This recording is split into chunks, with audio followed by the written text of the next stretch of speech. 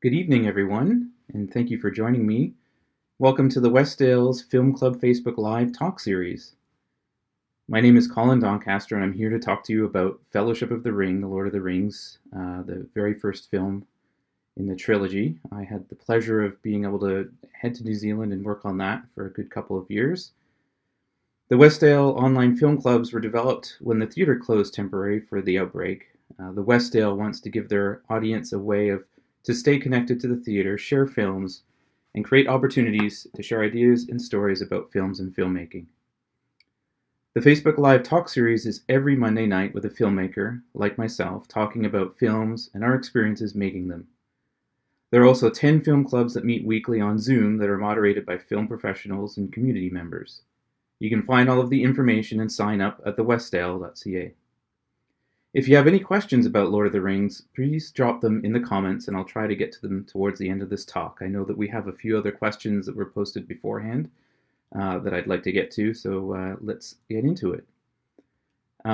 First of all, I wanted to say thank you for letting me reminisce about Lord of the Rings. This is the 20th anniversary of first moving to New Zealand for this once-in-a-lifetime opportunity. There's no shortage of behind the scenes and making of videos you can watch on the film. So I sort of took an approach of making this a personal reflection about this amazing opportunity. I remember, the 20 plus hour flight from Toronto to Honolulu when I was moving down there. Went from Honolulu to Auckland and landed in Wellington, and it's an amazing, beautiful capital city. That first night I slept extremely well, and the next morning I woke up and opened the blinds to take in the beautiful view, and everything started to shake. I couldn't believe it, and realized that not even 24 hours in, I was experiencing my first earthquake. Still in my pajamas, I did what every other person in New Zealand were probably doing. I read into the bathroom and jumped into the bathtub, shut the door and turned the lights off, and hid for about 15 minutes. It turns out that this was an extremely mild earthquake and I completely overreacted. But it was a great introduction to what was a very dynamic couple of years working on the projects.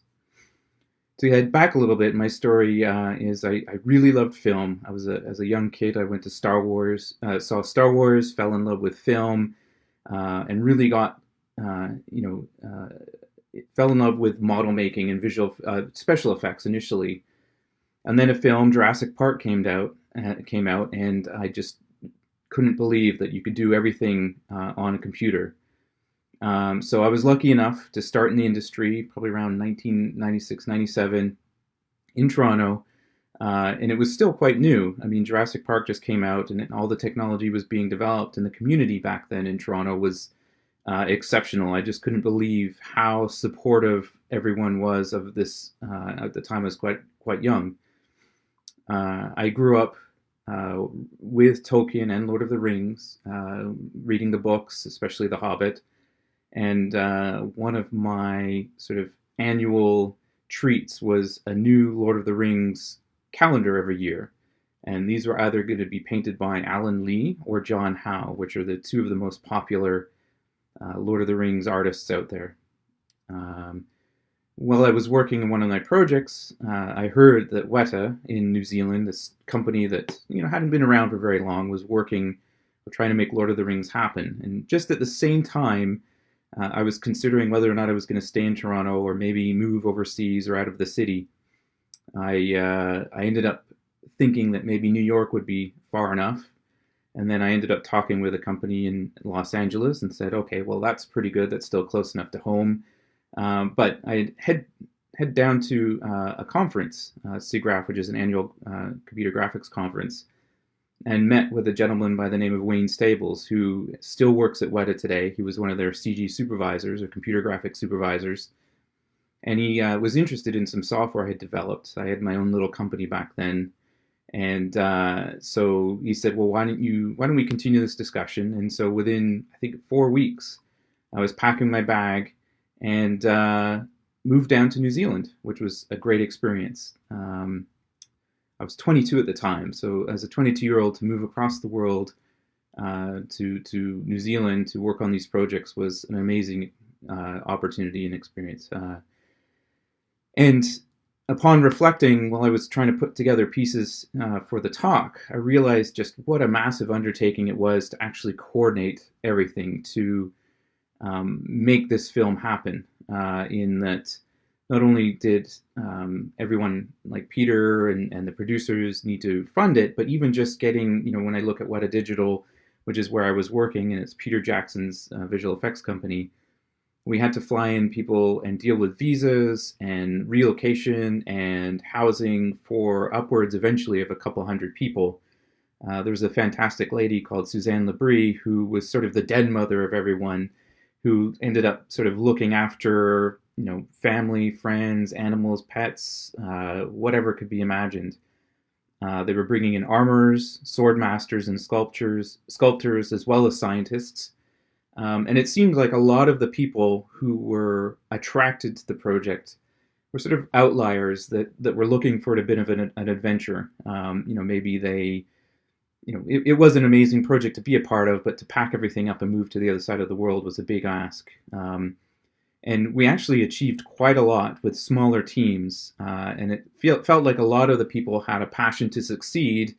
And I think there was also a little bit of blind faith and naivety involved as well. I think if everyone knew what was going to be entailed, or what was coming up for the next few years, maybe they would have thought twice.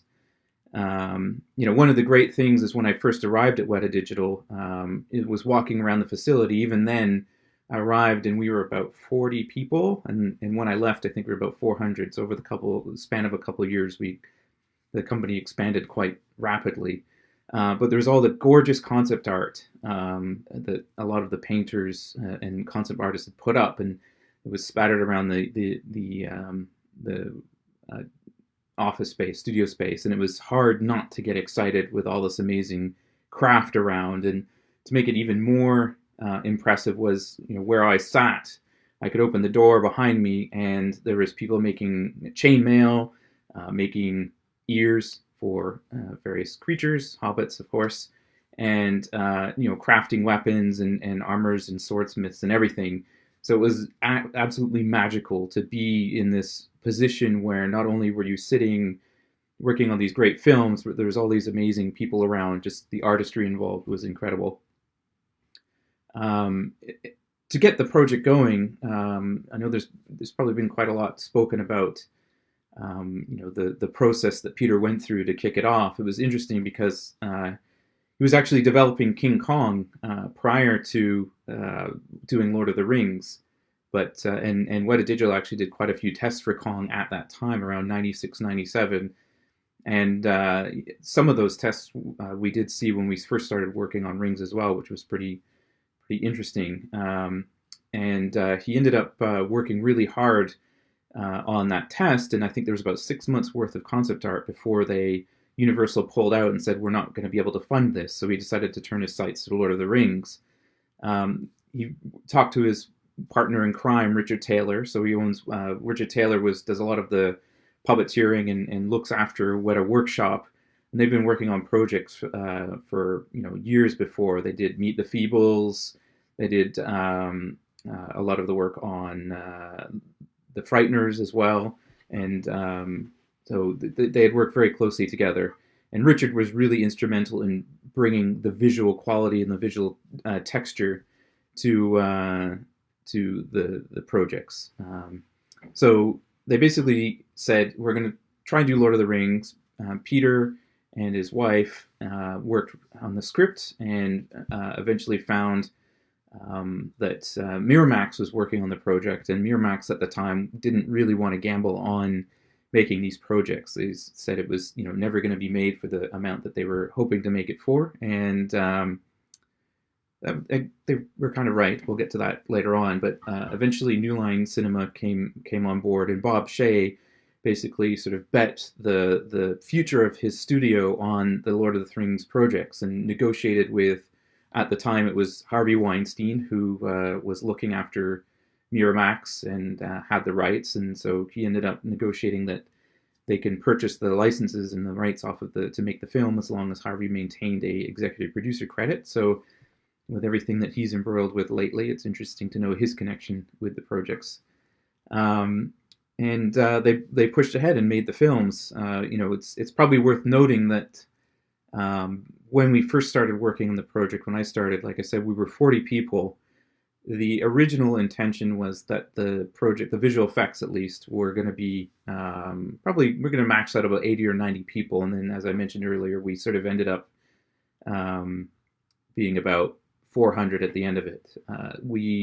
By the end of the first film, they shot all 3 films consecutively. And a lot of this information, I think, is probably details you can find. And there's a lot of making of, so I don't want to go into too much detail about those. But being on the crew, one of the things that you really felt was the fact that after the first Lord of the Rings, or even as we were completing the first Lord of the Rings and Fellowship of the Ring, we pretty much spent all the money that was bookmarked for the whole trilogy. There was a lot of faith that New Line put in the first film doing well to ensure that the next 2 films actually got made and finished. So it was even when the film came out at the end of that year, we were all sort of, we actually, I think a lot of us were staying in New Zealand but effectively unemployed for a few weeks while we waited to see what happened. And then when it turned out that everyone really liked the project, our contracts were renewed and we were able to continue working on the next 2 films. As I mentioned, there were some amazing people involved. There was, multiple units scattered all through New Zealand, the countryside. I think we at one point maxed out to 7 or 8 units, which was pretty amazing, and a huge excitement for me was the fact that both John Howe and Alan Lee, the artists who I'd literally had spent my childhood staring at their artwork over my bed, were both involved with the projects. And later on, as we'll discuss, as I actually managed to work with Alan Lee quite closely on one of the sequences that I helped supervise. A few of the other folks that were really, really great to work with. I mean, everyone was really great to work with, but Andrew Lesney, who unfortunately passed away, was an incredible cinematographer. It really, drove the look of the picture, the lighting of the picture, and he worked closely with the digital team as well as the post-production team to ensure that the style and the intention when they shot the film was carried through to the very end of the picture. So what you see on screen is really what he and Peter had discussed about the visual look of the film. And then working with a fellow named Randy Cook, who was the animation supervisor. It turns out that he was one of the animators for the Terror Dogs on Ghostbusters, and it was just one of the most amazing, mindful, thoughtful, charming people to work with, as far as the amount of time and effort and patience that he had working with everyone on to sort of pass on all of his knowledge. For the first film, our VFX supervisor was Jim Rigel. The original on-set VFX supervisor was Mark Stetson, who was an amazing, experienced visual effects supervisor who had worked on Fifth Element, among other things. And once we really got going on the visual effects of the project, the studio, New Line, brought in Jim Rigel, who was an amazing, his experience was both in physical, traditional visual effects and also digital visual effects. He came from a company called Boss Film, which had worked on True Lies, among other things. And he just had the ability to not only tell you what needed to happen to the sequences and shots to make them look good, but he had a very, he was very accountable for the shots as well. He was good at looking at a shot and saying, we think this is, this could be better. We know that there's more work that we done, but we really need to get this film finished, so we'll move on. And at the stage we were at for the first Lord of the Rings, for Fellowship of the Rings, that was exactly the sort of visual effects supervisor that we needed. And yeah, so there was plenty of people. I can't remember every single person's name. It seems like it was, there was artists from Japan, artists from Russia, artists from the UK, supervisors that just, everyone just was there to be in it to see the project succeed. And so it was a very special project to be a part of. So speaking of that, I sort of wanted to go into some of the actual visual effects. I know that everyone has watched the film, and I feel like although I have my opinion on the actual filmmaking process, what I'd really like to share is, again, like I said, my experience working in some of the visual effects for the film, and the techniques that we came up with, some of the challenges that we had making the project, and some of the maybe aspects of the filmmaking that you don't see in a lot of the behind the scenes videos that are already out there. Um, because we were a digital company at the time, and as I said, everyone was really still finding their way making digital visual effects. The companies, sort of like the ILMs and the digital domains, were really at the forefront of doing the visual effects for films at this time. So when we came down to Weta Digital, even though the team that had been there originally to work on the Frighteners, and the Frighteners did have a lot of effects work involved, we were really starting from scratch. So it wasn't just how do we make Gollum look real, or how do we create a giant army of elves and orcs fighting, but how do we actually build out the studio to ensure that as we progress over the production, that we will be able to successfully deliver all these already very exceptionally challenging projects. There was a lot of work done we had an amazing IT team led by John Labrie, Suzanne Labrie's husband, actually, and we had a great film scanning department where they would ingest the film and put it on, and a huge pipeline department, and they would sort of make sure that as we work, all of the images are ingested, everything we need is there and available. Our coordinators would get everything from on set. So I don't know if everyone knows, but while you have multiple units, you also have to have a camera and on-set visual effects team. Not only do we, or do the people on set, the visual effects supervisors there to say, well, if you shoot it this way, it's going to be easier to do the effect, or if you shoot it that way, it's going to be really, really expensive because you show off more of the effect. But there's a lot of people from our camera department and our on-set department taking notes about lenses, what cameras were used, what actual type of camera move was done, the lighting setup, which is very important. If we're integrating creatures and anything into the live action scenes, we need to understand how the lights were prepped and set up on the scene, the sort of Kelvin, the temperature of the lights, and even making notes about talking with the DOP about what their intention was lighting the shot. So when we start working on a project or a shot or a sequence, we actually get an information pack that says this is everything that was happening on the day, so we can actually recreate it. So it's very helpful. So a lot of people involved in making that happen. What has been talked a lot about is the perspective shooting. Our camera department, a guy named Brian Van Holt, who was the head of the company's camera department, worked really closely doing a lot of initial pre-production work on how do we actually shoot the hobbits and the actors and actresses who are going to be interacting with people of different statures. And a lot of that was done with forced perspective, where either you'd have Frodo sitting on the cart, and the cart would have been created where he's actually sitting is actually a few feet behind where Gandalf is sitting, which gives the impression that he's actually smaller. And then a lot of it was also blue screen and that sort of trickery.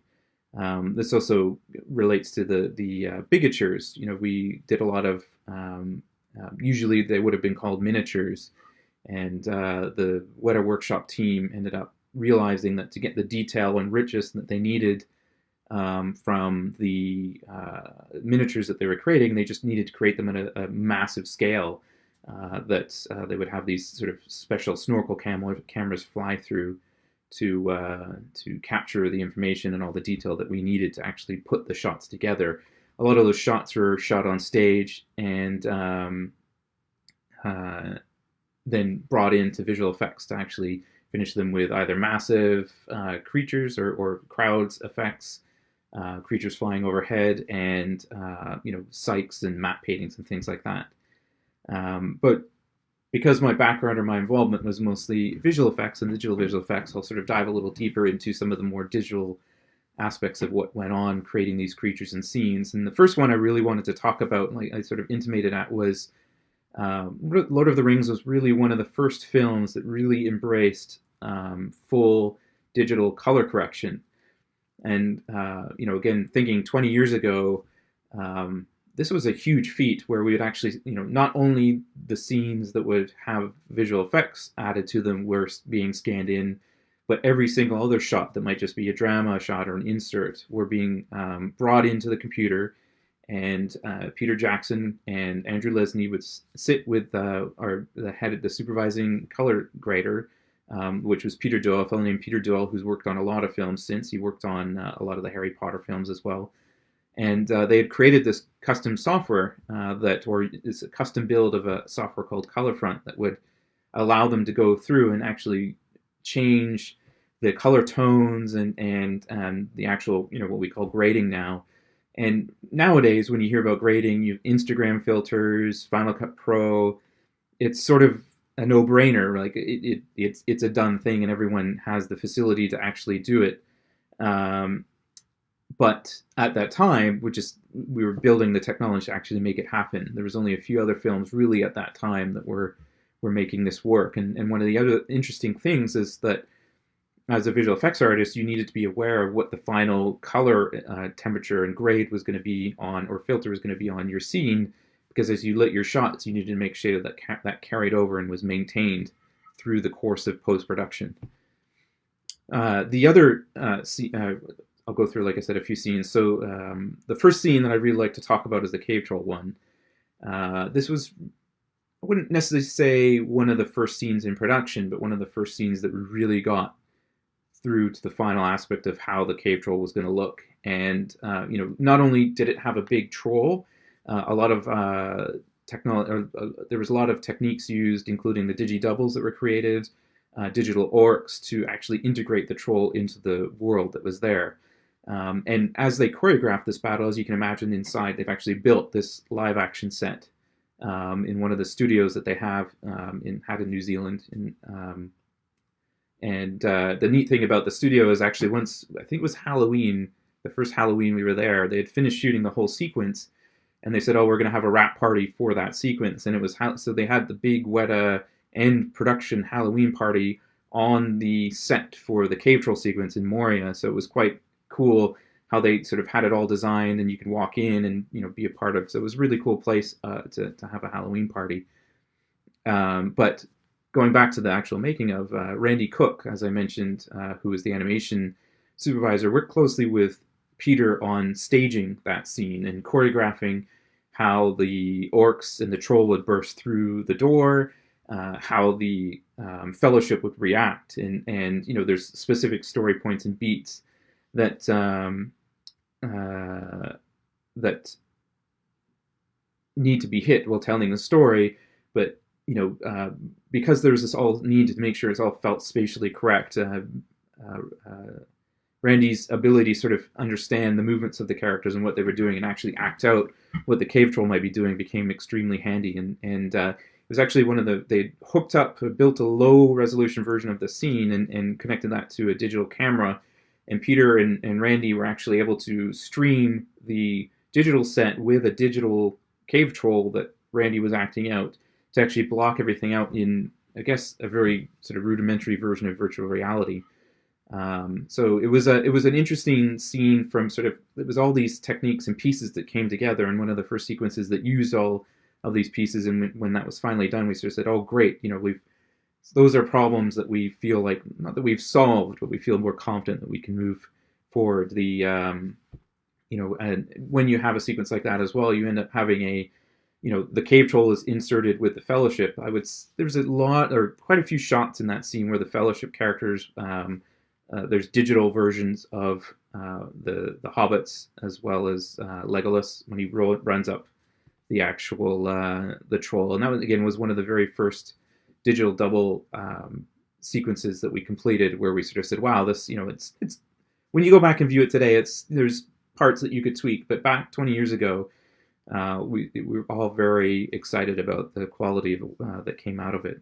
And then, of course, when we're shooting it, or when it's being shot with the actual live action camera, there's orcs and people dressed up and the real Fellowship there, and so there's a lot of work that needs to be done to actually rotoscope everyone out, where they paint them out, cut them out using mats, and we can reinsert all of the digital creatures. So it was, and because of the coordination, there was the chain when the trolls chasing Frodo around the column as well, just making sure that the detail in terms of making sure that the live action column is correctly placed in front of the digital troll was a lot of work from the paint and roto and camera team at Weta Digital.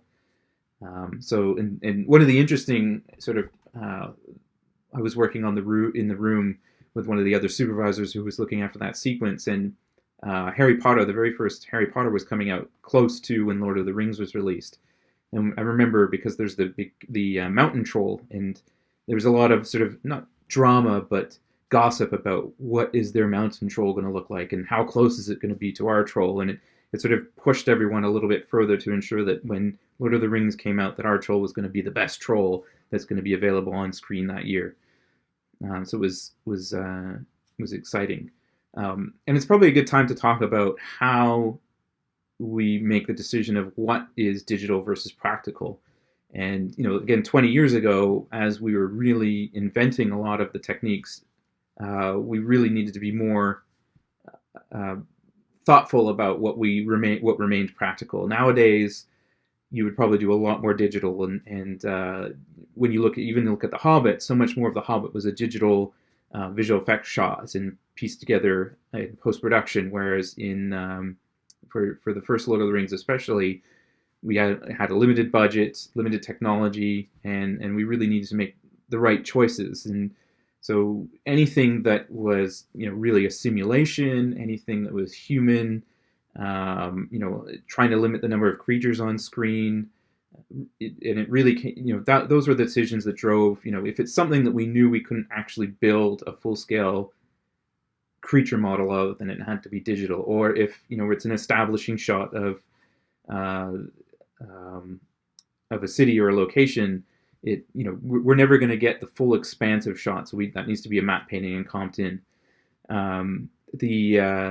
So a good example is one of the sequences I worked on was with the Watcher. So when they're coming into Moria, they meet the Watcher, which is a sort of an octopus tentacled creature that shoots out of the water.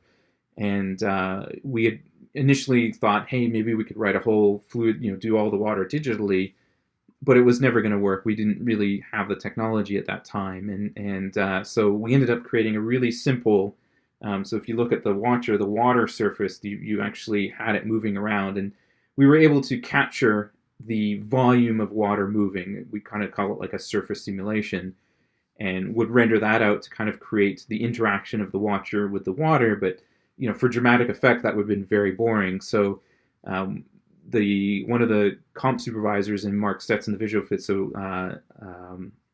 went and shot elements using, they built this painted black dark version of the Watcher in a big water tank, and would take the tentacles and move them around and use a camera to capture all of the footage from different angles, which would give you these elements, these water elements. And the nice thing about having it where it's this tube or the Watcher's body is you could actually see the shape or the water run over the actual shape. And if it's on black, we can actually lift that off and just comp that on, or it's not that easy, but the idea is to be able to lift that off and comp that back on to the actual Watcher to make it look like the water's coming off of it. So eventually the final shots with the Watcher are digital elements, which are sort of, like I said, the water surface, and then we used a lot of these live action elements that were captured in this water tank.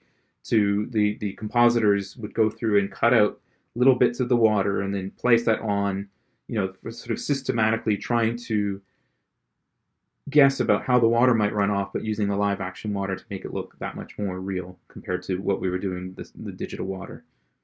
And the same goes for the Balrog. It's one of the seminal characters of the whole picture. It's hard not to forget it. It was such a big undertaking, and initially when we were working on, or when the team was working on the Balrog sequence, there was actually a whole R&D project to develop an in-house computer fluid dynamics simulation system. And again, 20 years ago, this was just we didn't have GPUs. I think a lot of the computers, I could argue that a lot of the computers were less powerful than the iPads we're using today. So actually getting any sort of real simulation, detailed simulation, it was just constrained by time and even power.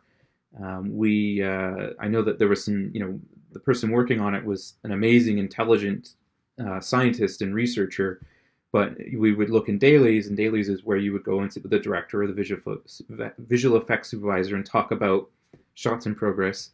And you would see like this little bouncing ball, and it was on fire, and we would be like, wow, that's amazing, that ball is on fire. But that ball is about the size of the Balrog's pinky toe. And to scale that up to cover the whole Balrog with this fluid simulation, we probably would have taken weeks to get one shot out. So interestingly enough, what happened is there was a bit of a splinter crew that broke off, and I was a part of it helping write some of the software for it. But we ended up using what really is the closest thing to it is sprites, video game sprites now, where we used a real-time OpenGL renderer to actually do layered sprites. And then we had people actually painting fire texture maps and animated texture maps of fire that would end up on these sprites. And as those would come off the creature, they would be mixed, composited, and sort of blended to make it look like the actual fire coming out of the Balrog. So like everything else in the film, that fire was one big cheat, and really isn't so far off what you might have in video games today as what you would see as fire, just probably a little bit more of it. So it's interesting always thinking about the balance of digital versus practical. And then sometimes you work on a sequence or a shot, and they just don't come together. Gollum is a really great example. There was a lot of work, as you can imagine. Gollum was one of the first characters that really had to emote and be a part of the story. Digital characters that weren't dinosaurs eating people, or even a cave troll, just sort of dumb cave troll hitting people with a hammer. It was a really had to be acted out. So there was so much work from, the facial animation. Gollum was one of the, so many people worked on just getting the right way the muscles move. And back then, again, we didn't have muscle simulation. So there was amazing sculptors working on, okay, if he has this face shape or is talking this way, this is how his mouth would look, and techniques for blending those together. And then skin rendering simulation. So rendering is where you have the object, which is in 3D in the computer, and rendering is where you basically compute all of the material and all of the lighting and all of the physics in the world to represent how that will look to the human eye, or to the digital eye if you put it on the computer. And everything from the pores in the skin to how the light is refracting in Gollum's eye was really important. And for Fellowship, there's that very memorable scene where Gollum I think it's pretty much the only scene where you see Gollum properly in Fellowship, is where he comes up and puts his hand on the sort of stairway and thinks, and then you could see the light moving, and you get that cat's eye effect. And that ended up being such a complicated sequence even to put together, because we were still trying to work out exactly how we were going to make it happen. There was a bunch of computers carved off, and sort of like a splinter team off on one side of the building, just focused on making that happen. So, and there was quite a lot of that actually, where we just got into situations where we had to think to ourselves, here's this new sequence that's come up, and it's not a sequence that was a surprising sequence, but it was a sequence where we just didn't know how we were going to make it work. We'd get through the cave troll and said, okay, now we know how to do that. Now we need to worry about Gollum, and now we need to worry about the Balrog, and now we need to worry about this and that. So it was incredibly exciting to be a part of it, because we're basically inventing all of these new techniques as we were going along. And one of the interesting sequences, which I sort of directly supervised, was the Wraith World, where when Frodo has the ring and he puts the ring on, he ends up in the world of the Wraiths, and it sort of looks like this stormy, cloudy, very frenetic scene, which took a really long time to actually work out how we were going to do. And one of the interesting, they were actually at the time, I think, Weta Digital, the producer, we were talking to them, and they said, "Oh well, we don't think we're going to get this Wraith World sequence done in house, so we're going to have to farm it out." And a few of us really wanted to see that stay in house, where we didn't want to see another studio tackle that. So we sort of put together in the evening, we came up with a few tests and came up with, and the next day I sort of presented and said, "Hey, this is how we think we can actually achieve this look." And we sort of got the go ahead to pursue it more closely, sort of on tender hooks, just to make sure that they wanted to ensure that we got the sequences done for the final release. And this was one of them. Not only working on the sequence closely with a great friend of mine, a guy named Charlie Tate, who's now again another visual effects supervisor at Weta, but we got to work really closely with Alan Lee, as I mentioned, going way back to my childhood. I would stare at Alan's pictures on my bedroom wall, and he actually, so we would meet with him, and he had done all these amazing concept drawings for what the Wraith world should look like, and we would sit and talk with Alan and say, "Can you show us how you were drawing this? Can you tell us, your intention behind it?" And what really, the way we ended up actually executing the shots was that we just replicated how Alan was actually doing the painting. So we had a way of actually taking the scenes with Frodo and the Wraiths and everything, creating sort of rudimentary 3D versions of them, and then creating brushstrokes that would mimic how Alan would be using his brushstrokes when he was doing the concept paintings. And that worked pretty well. And it got to the point where, these brushstrokes would have, interesting textures in them. And sometimes we had like screaming heads, and we got to some very dark representations of the Wraith Lord sequence. And so where we ended up was a nice balance between, the tension of what it is being in this Wraith world and not being, overly scary or overly uncomfortable for the viewer. And, it was a great experience to work so closely with Alan. He wrote a book of Welsh tales and legends and illustrated them called the Mabigoni. And so while I was working with him, he actually he grabbed it and did a drawing in this book for me, which I now keep very close to me today, because it's got an original Alan Lee drawing, is something that should be cherished. So extremely lucky. So the Wraith world was great. So the last sort of sequence in technology I really wanted to talk about was the Battle of the Armies and the massive crowds, or the crowd sequences. You've probably heard that during the making of Rings, and even before then, a fellow named Stephen Regulus invented Massive, which is a big crowd simulator. And the way that worked is, again, a little bit like a modern day video game, where each of the creatures, like an orc or an elf or whatever you might have, you actually build a brain, a representation of a brain within the system. And each of these brains had inputs, which are what the creature hears, what the creature sees, and what it touches. Is it coming close to an enemy or not? And you would build these massive armies and run these simulations. And it was, it was really interesting to see all of the outtakes, as I imagine you could, or as you could imagine. And on Helm's Deep and a lot of these, battles that happened at later films, they were huge. But when we were making Fellowship, up until I think it was about a month or two, I'll say 2 months. I'll give us a little bit more time. The opening sequence where Cate Blanchett is actually her narrating over top of these scenes, the historical scenes of the world of Middle Earth, and a lot of them came from the Silmarillion, and a lot of the books that sort of talk about the history of how things came to be in Middle Earth, didn't exist. That it wasn't a part of the film. It wasn't going to actually happen. And I guess to provide context for the film and to really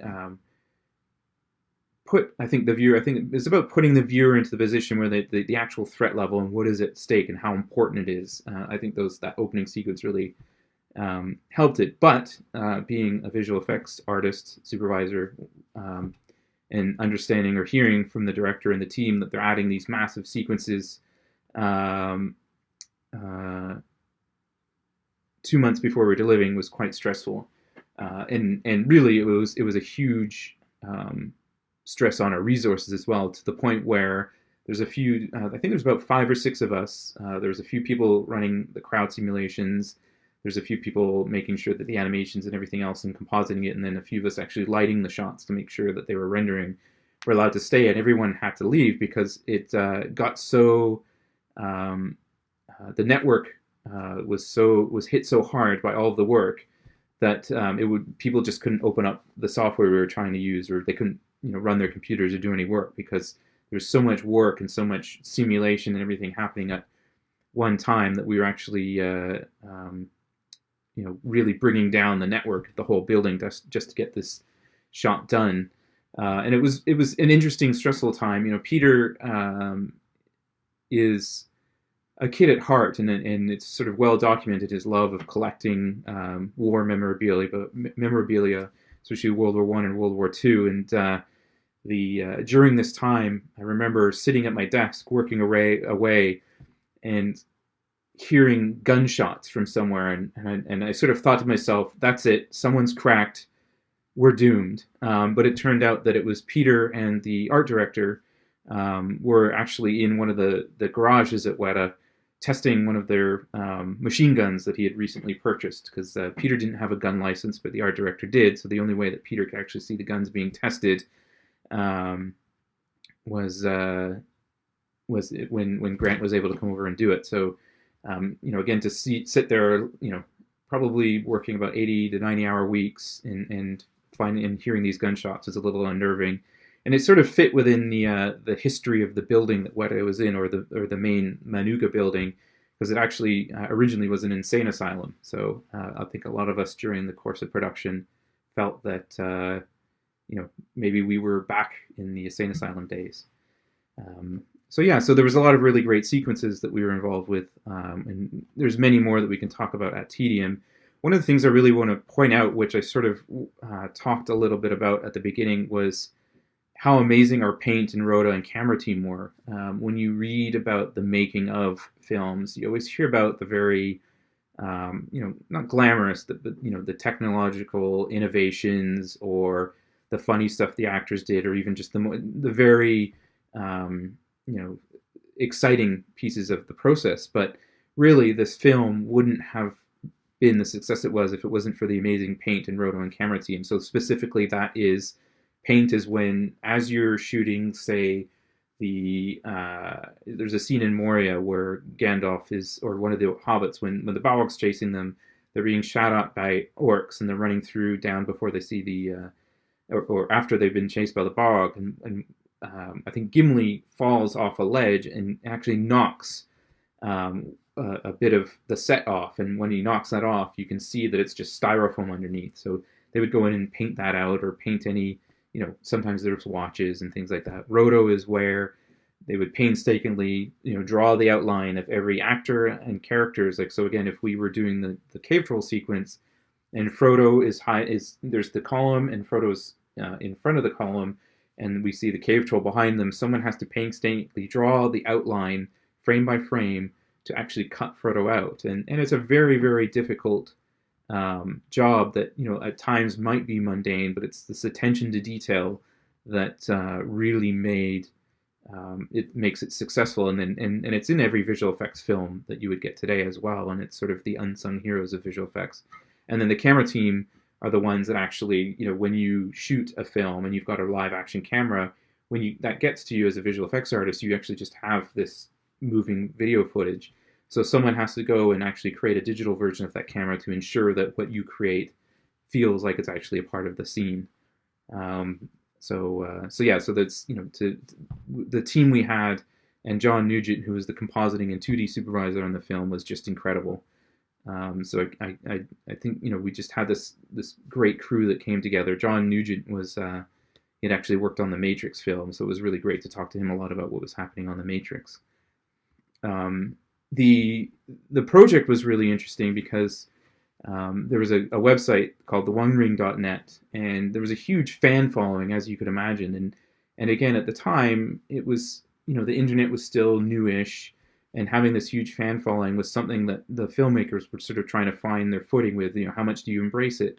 Do you let them come on set? How much do you sort of advertise what you're doing? So it it was a really cool sort of, again, not only was it first in terms of the visual effects that was happening, but also in the community engagement.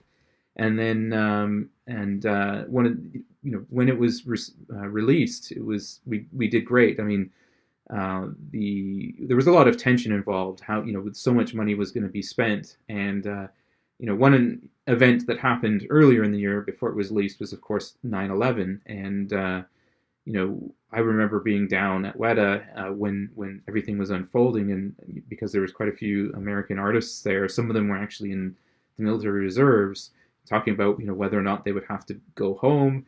They had TV set up, but ultimately, sort of everyone stayed and kept on making visual effects for the film.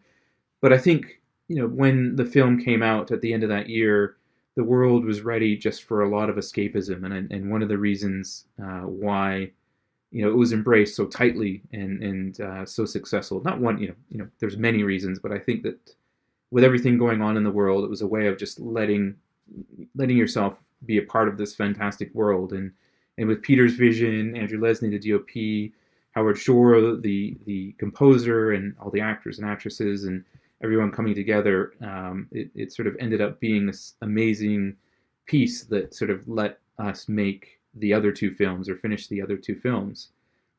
So I feel extremely blessed to have worked on the project myself. Again, I sort of moved to New Zealand when I was 22, so it was sort of a bit of my post-college or college experience.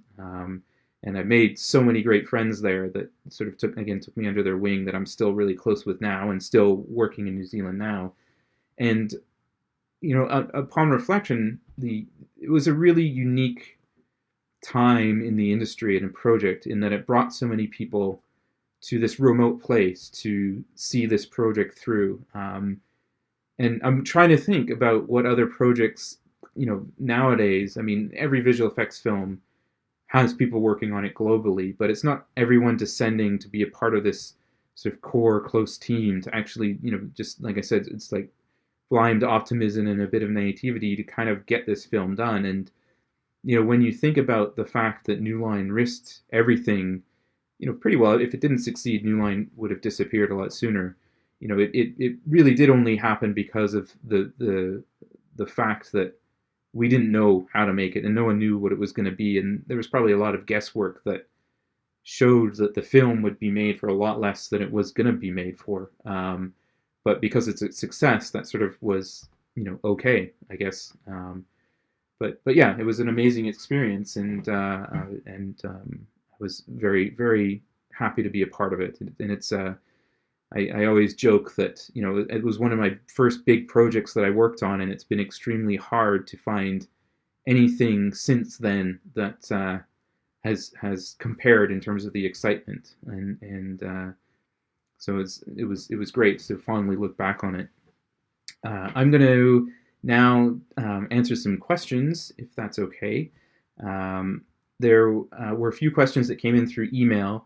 I did see a question. So what was the main software that we used?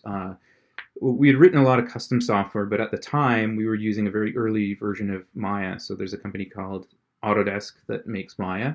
And it's really one of the, nowadays there's Maya and Houdini are kind of the two main software packages that people use for 3D visual effects and animation.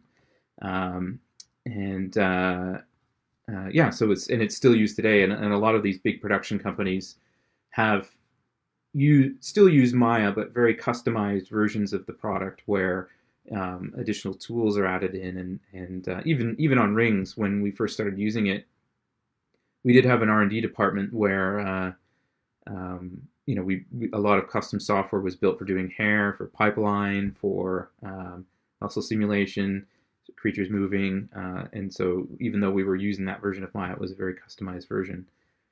There was a question that came in through email. Did the team ever consider using the UK as a location, as there is a richness of history there? And that's a really good question, because even for myself, before moving down to New Zealand, my question was, why aren't they shooting this in the UK? Really, when Tolkien's writing the novels, Middle Earth, one could argue, many have argued that Middle Earth is the UK, and there's so many locations like the Lake District and Southwest and up in Scotland where you could have shot a lot of the project.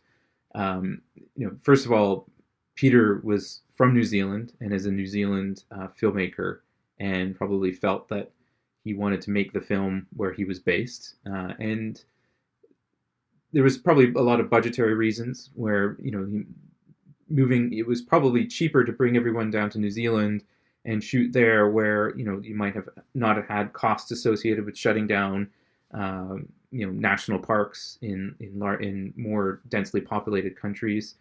And ultimately, I think that although the UK does have its richness, there's an argument for wanting to create a completely unique world that is influenced by our world. But it would have been a shame if they had shot some of the film at a castle that already existed, and then you sort of lose that concept that this was a whole new world that was created for these films. And really, if you've been to New Zealand, it's hard to have bad scenery. So I think the backdrop of it was really amazing, and the flexibility that the filmmakers had, or that we had while we were making it, that we would where the Moma kill sequence was is up in the Kapiti, and you could drive up, and we would shut down a park, and that would shoot there for 6 months. And shutting down the Lake District for 6 months to shoot these projects probably would have been inconceivable. And the other thing is the actors and actresses, the crew that came down, felt like being in this remote island really helped them focus on making the project without the distractions. And the New Zealand public left everyone fairly well alone. And not to mention that the New Zealand government also put a lot of money into funding it. So I think that was one of the other big reasons. So that would be, although I'm sure they considered using the UK to shoot it, there was a lot of really good reasons to keep it in New Zealand. And I think it was the right decision to make that happen. I like it because I got to go to New Zealand and hang out there for a couple of years. What was I most proud of for my work on the project? The Wraithworld sequence was really exciting. It was a balance again of artistry and technology, and really getting a chance to work with some people that I really highly respected in a really small team, and we got a lot done in a short amount of time. So I thought that was sort of what I'm most proud of, and also one of my fondest memories that we would do. And I just see the question. Oh, if the film was being made in 2020, how different would the 3D sequences be? And I thought that was a really interesting question, because we were really at the cutting edge. Not cutting edge. We were really at the forefront of how we were going to execute the craft of making these visual effects shots.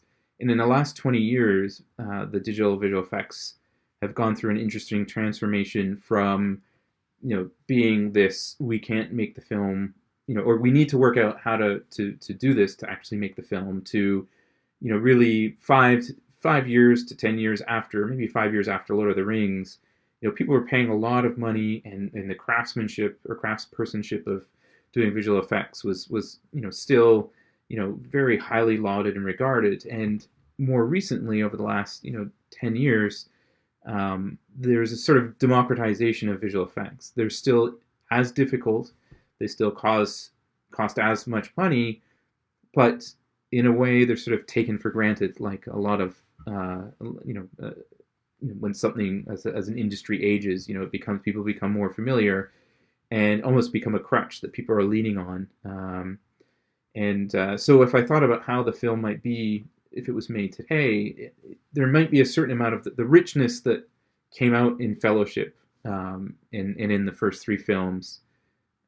A lot of that richness was because it wasn't digital, but because it was created by hand, by craftspeople working in a workshop and painting something to make it look old, and chainmail, handmade by armorers.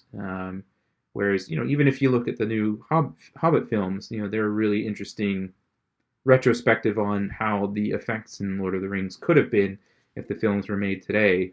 So ideally, I would have thought that if they were made today, it would have been a bit more like the Game of Thrones. And I know Amazon's coming out with a new TV series, so that'll be kind of telling to see how people are going to make Lord of the Rings in these days. But I think that um, maybe some of the charm and richness of the original films would be lost if they were attempted today at the scope and scale that one might want to make them at. Um, so yeah, I was going to look through and see what other questions were in the thread here. And so again, there's another question of, are things getting too digital nowadays?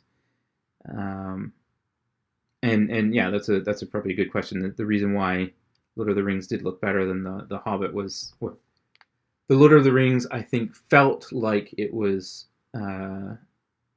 better executed than potentially the Hobbit was because of the decisions they made about the digital visual effects and what was actually used on scene or used on the screen. Let me see if I can find some more questions.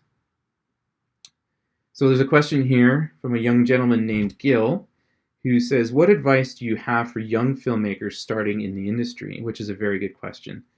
Now,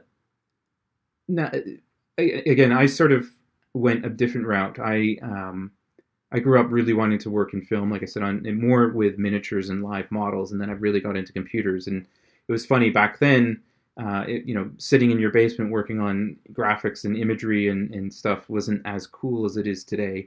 But at a young, tender age of 18, I managed to convince someone to give me a job, and I ended up skipping the whole college aspect and went back and taught at Sheridan to get an honorary diploma, so I could actually go and leave and travel around the world. I'm not saying don't go to college, but my point is that there's so many ways of getting into the industry these days. But a huge part of the work that we do in the industry is storytelling and being able to visualize how someone might tell a story from start to the end. And they don't need to be long stories, but I think it's important to understand what the message is that you're trying to say and coming up with the right imagery to convey those messages in the most impactful way. And that's something that actually is probably worthwhile remembering, not just for filmmaking, but probably for a lot of careers and different aspects. But we have access to iPhones, we have access to GoPros. So just going out and shooting stuff and trying to piece together a film, a project, and bringing that into your computer and editing it is a really good start. There's no one way of getting into the industry, and we have people who work in the industry who come from pure scientific background. We have people coming from a pure artistic background, and a lot of people that sort of study things, right down the middle, where they're using both art and science in their day-to-day lives, that have, maybe studied medical research and decided that they really wanted to get into films because they're passionate about it. And there are plenty of ways of applying medical research and human simulation and things like that to filmmaking. So ultimately, if you feel like you want to, both be a filmmaker and be involved in visual effects, the best way is actually just doing it. And there are paths where if you go to art school, which is great, or you can study your maths and maybe go to university and take computer graphics courses. But nothing is going to give you the best experience other than sitting down and actually piecing together your own film yourself and telling that story and getting that in front of people and taking good feedback and working with it, because that's going to have a lot more impact on your ways that you grow in the future. So that's I think some ways of getting into the industry. So here's a question: what are for someone filming during quarantine, what are some of the few fun effects that can be done at home if you have green screen and software? Well, one of the interesting things with not just anyone at home, but even the filmmaking community in general is trying to work out how they're going to proceed making films. So using green screen and filming yourself in front of that, I think there's all sorts of opportunity. One fun idea would be, again, coming up with a good story and then finding a location somewhere that you probably wouldn't necessarily find yourself especially during quarantine, and just see what happens when you and your family or wherever you're taking your film was end up in that location, and some of the fun that might happen. So yeah, so I was going to see if there's any last questions. Um,